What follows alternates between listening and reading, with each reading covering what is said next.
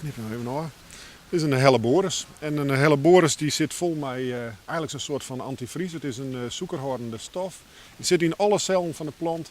En zo kunnen die frost, die 's nachts vaak is, kunnen goed overleven. Hier zit een hele proteinbloei. Ik heb een hele bjemmen, bjerken, elzen, hazelaars. Het had voor u ook wel voordelen, want wij kunnen lekker in de winterperiode terugwerken. We zijn volop bezig met wielgetjen, met nestkastjes, met het potje van planten en de tuin mooi in orde maakt voor uw nieuwe seizoen. Dus voor u komt het wel goed uit. Die is ook nog wel aardig om die oordekte plantjes te zien. Hier zit het jonge goed in. Hier is op. Het ziet er wat deer uit, maar aan de onderkant zit gewoon leven.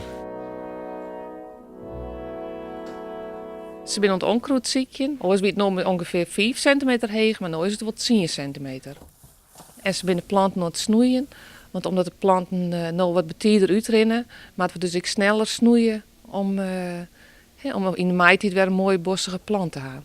Dit jonge groeisel, om deze tijd ziet dat er nog net in. Dus dan kun je zien hoe volafjaarlijker dat het is. De vlinderstroeken.